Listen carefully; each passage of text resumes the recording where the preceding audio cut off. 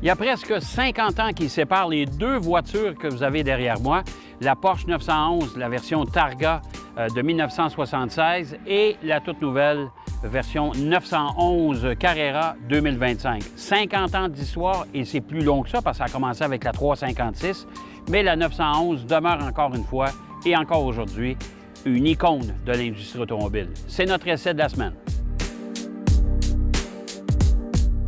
Alors, pour ce qui est de l'aménagement intérieur d'un Porsche, bien évidemment, c'est toujours d'une grande qualité, une grande précision aussi. Les matériaux sont de belle qualité. On a décidé dans cette version Carrera, ça fait partie d'ailleurs des groupes d'options, mais on a décidé de reproduire la couleur de la carrosserie sur du métal ici à l'intérieur, à la base du tableau de bord.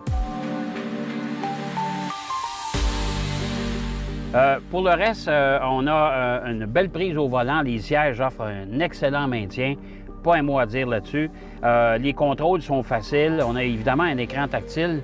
On a reproduit ici, mais de façon numérique, le tableau de bord typique des 911.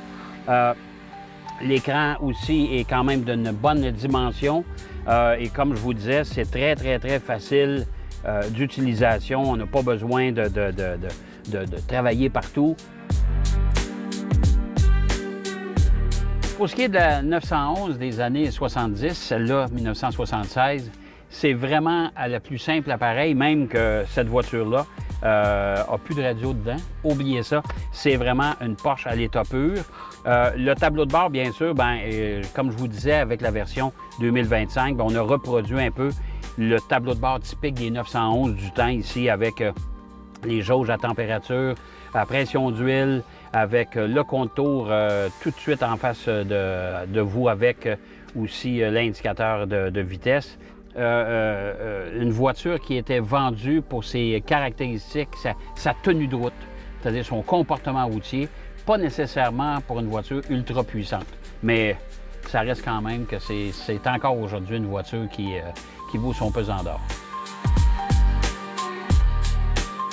Bien sûr, le catalogue des options chez Porsche est assez bien garni. Alors attendez-vous, c'est une voiture qui part à 150 000. On est rendu à 189 pour la version qui nous occupe parce qu'il y a un paquet de choses qu'on a ajoutées dans la voiture, bien sûr.